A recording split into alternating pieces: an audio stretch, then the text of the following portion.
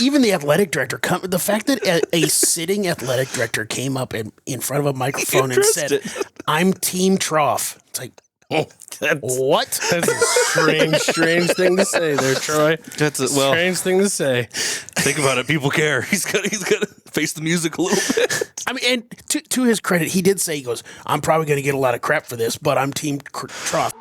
45, 50, 45, 40, 35, 30. He's going to go. Holy cow. Big Red Junkies. Day by day, he gets better and better. We get better and better. Team JPP.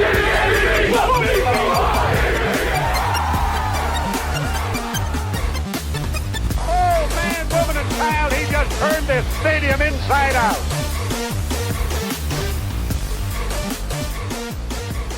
Welcome into a new episode of the Big Red Junkies. I am BJ. This is Jed, and this is Matt. We are happy to be back in the studio and hopefully bringing you guys some fun stuff to talk about. We're talking South Stadium plan. The project has finally been approved. The ghost of Trev Alberts has officially been smudged out, and there's no more questions about what's going to happen. Yeah, we've done a few of these like stadium shows. Some have been posted, some have not, but none of them have been like official. Like we've all throughout all those shows, we were like, maybe this will happen. We'll see what happens. Blah blah. Yeah. Now we actually have something signed and approved. It's signed, approved. They have a deal worked out with what's the big builder in town? Kiewit. They have a deal worked out with Kiewit that locks in the price and materials and the timeline. Like they're like, this will be like. Troy Dannen was very, very adamant. This will be done on budget. This will be done on time. Like the timeline that they've laid out, essentially, we're only going to miss one season of seats, which I think is incredible. It sounds like we're probably going to start seeing things showing up and like towards the end of the season this year, because the second the season's over, they're tearing that shit down and going to work. I'm hesitant. I know whatever might be signed and all that stuff. I'm hesitant to think that basically a 3-year build will be done in 2 and being very overly confident that that will actually happen. But I guess especially in a place like Nebraska where the weather plays such a factor. Yes. I mean, that's fair. We've been very lucky lately with some mild winters. So some could say that we're kind of due for a heavy one. We were supposed to get one this year. Who knows? Yeah. So, we'll see. It would be our luck that we get like a foot of snow every single day this winter. Yeah. Well, and by this point, everybody's probably that's going to watch the show has already done the research and knows about the ins and outs of what the stadium project's going to be. This is more for us to talk about our opinions on it. And like you said, some of our shows that we've done, our opinions haven't gotten out there. So that's where I want to go first, because I was pretty strong in the opinion that I think this project's a mistake, personally. I would rather see them build a new stadium. I would rather see a new stadium, and I know especially all the older fans are going to hate me for saying that, but like that's my thing. Do you still feel that way, even with all the renders and things that we've seen and how cool it looks? I think it's going to be very cool, but you're still putting lipstick on a pig at this point. It's a 120-year-old pig that's, I mean, it's still going to have its infrastructure issues because you can't redo the entire stadium. I will only push back a little bit on the phrasing of, I understand your point, and I do agree with you. I'm team build new stadium, but it's also impossible, so whatever.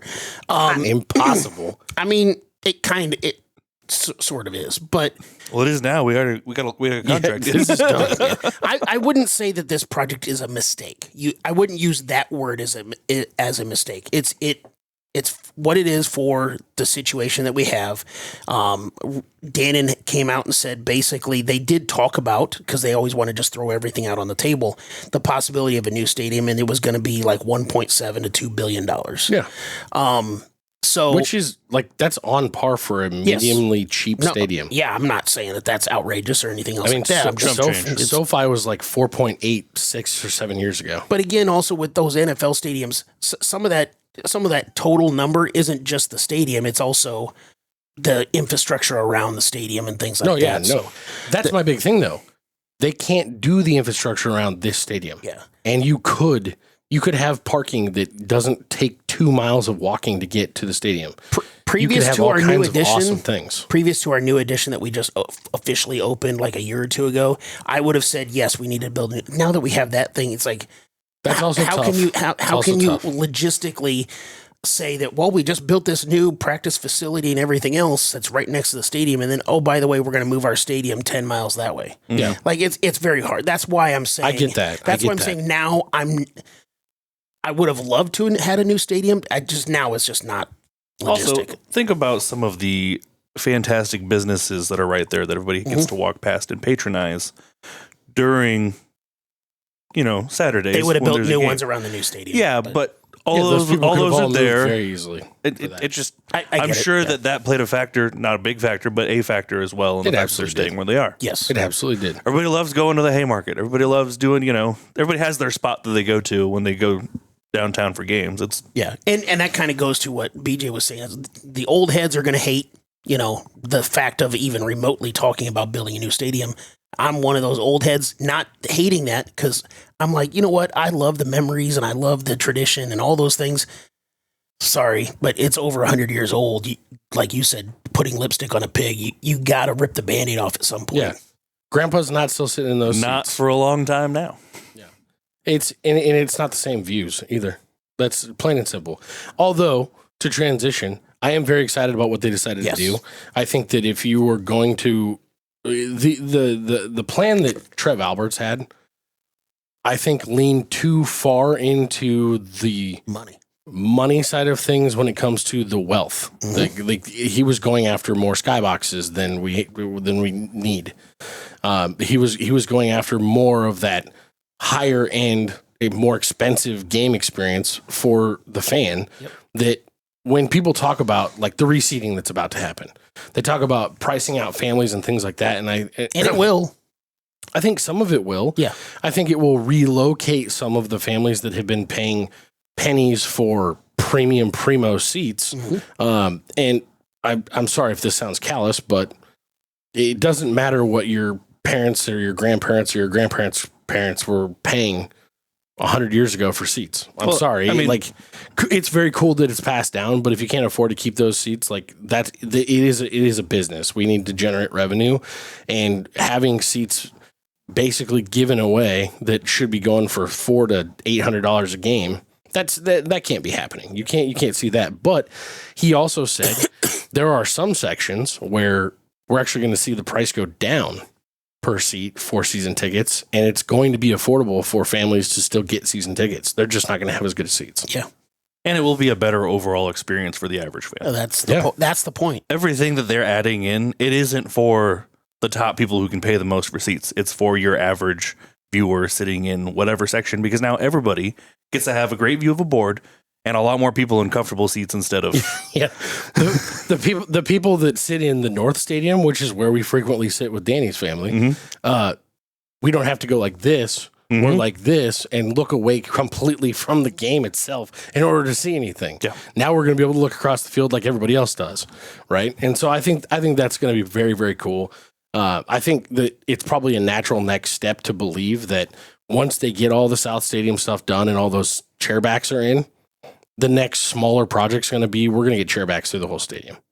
I don't know. I don't think it'll be through the whole stadium because even this renovation to the west side and the south side is not going to be all chairbacks. It's still only going to be like 25,000 or something like that. Oh, really? There's a little over 8,000, I think, something like roughly right around 8,000 right now that have chairbacks. it'll be 20,000 new chairback seats is what they're planning. Yeah, I knew it was 20 something thousand.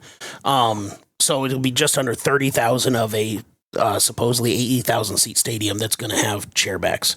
Do I think that they're going to probably renovate at some point throughout the next 10 years the east and the north side to put some chairbacks in there?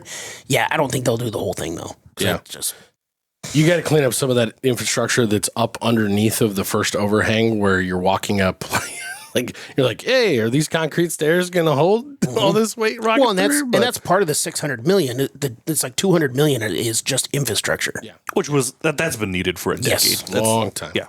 Apparently the troughs are going away. So And apparently, a lot of people are pissed.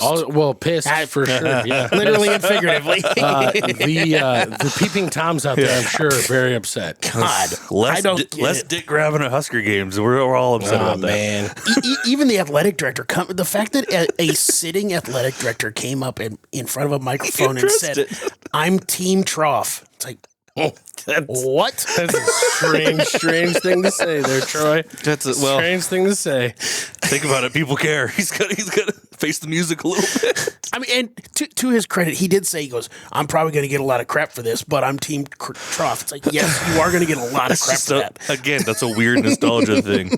It's very weird. Me peeing with 20 of my closest friends all at the same time. Honestly, the first Husker game that I ever went to, that is one of like the 3 core memories I have from that game. Is walking in the bathroom and going, "What the fuck is this?" there's like 30 dudes standing in a row. You tell me we're all peeing on this wall together? And my dad is like, "Just step up there." And I'm like, "What?" Do you keep in touch with that guy? next to these, like I was probably like, his first game was at 24. Yeah. I think I was probably like 10 or 11, maybe. You still text with him? Yeah, for sure. That guy you stood next to? Yeah, right there. When I was like 10 or 11, I'm like, I'm supposed to step up to these giant hogs and pull this outfit? Yeah, like, come on now. It's not a thing. Anyway. That's how we got introduced, right? Actually, no. Sorry, you said giant hog. Yeah. Jesus Christ. Oh, boy. Only took us 11 minutes. To come back to what we were supposed to be talking about. One of the features that let me take a drink of this while we're doing that. I actually didn't really know as part of this until I was doing a little research for this. And I thought that this was one of the coolest things and most this is a legit home field competitive advantage. When you go to Minnesota and their band and their student section is right there down on the field, especially the band right there, dead center, blaring into the fucking stadium and right on the field. Apparently, we're going to be doing something similar to that. Yeah. And I think that's very cool. Yeah, if it makes Minnesota's 40,000 person crowd feel that much bigger, think of what it'll do to ours. Yeah. The noise is going to be tremendous. I don't know. There's a lot of things to love about this. I think it's going to be exciting. And it sounds like another piece of this that's going to be better is you're going to have an easier access to bathrooms, concession stands, things like that. I did, as far as easier access, I did find it very funny. And I know it's just a drawing and an AI video and whatever else. Yeah. But the new board is going to be in the middle.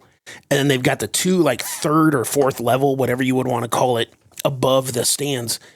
There was no like stairs or anything that was connecting anything. It was like, do you just get like thrown up there or elevated or? There's a pig launcher out back. There's transporters.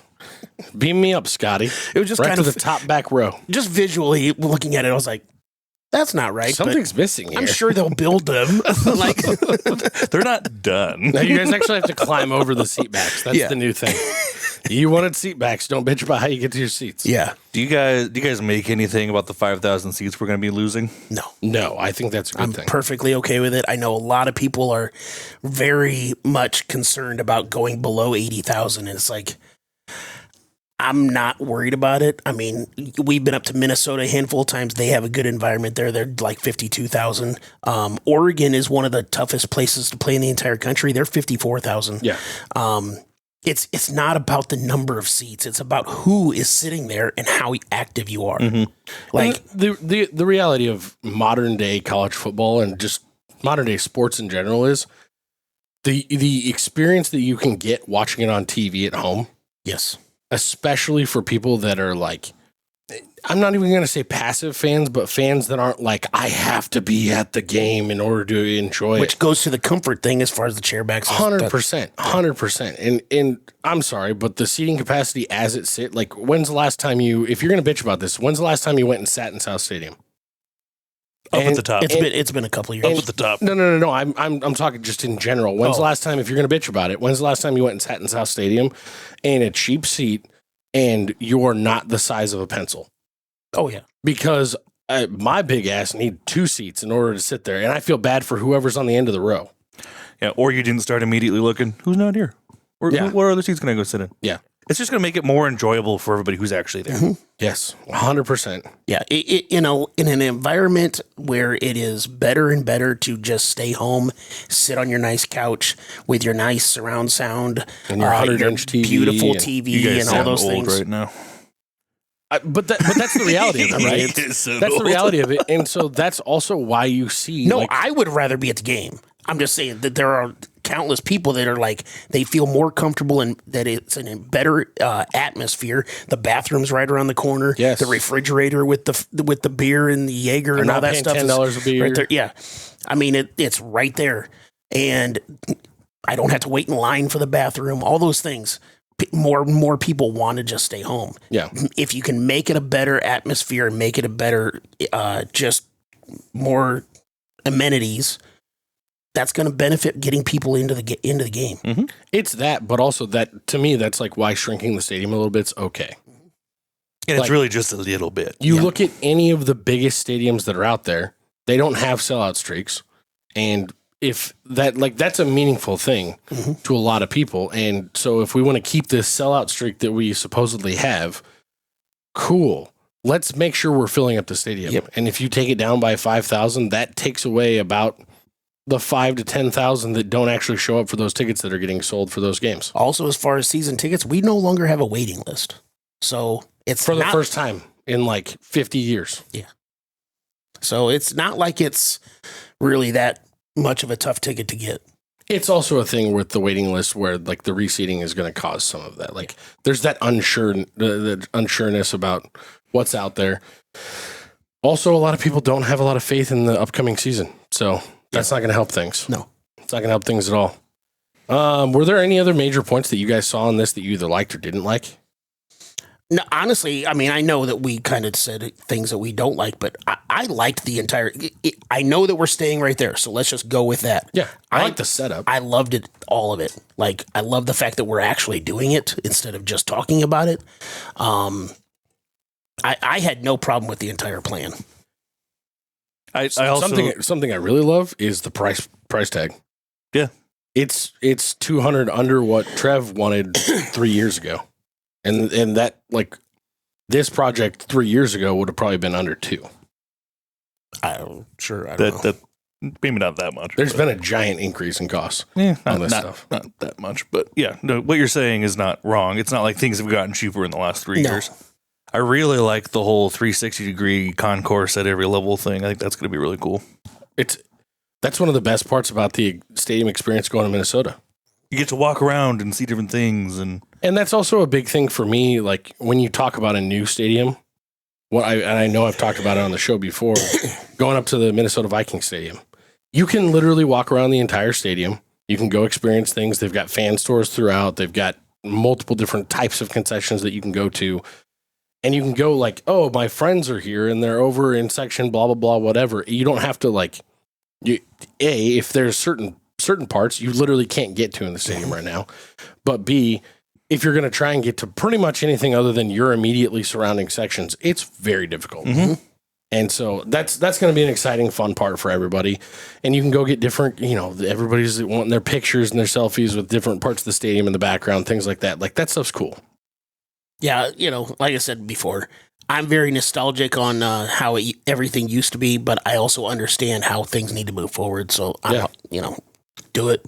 100%. Whatever. 100%. If I can let go of Rosenblatt, I can let go of Memorial Stadium. So,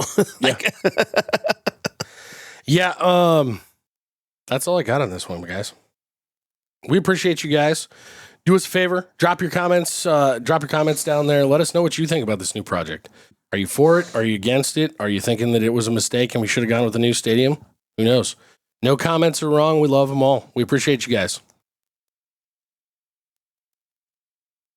That's bullshit. And this may be the most unbelievable night in Cornhusker football history.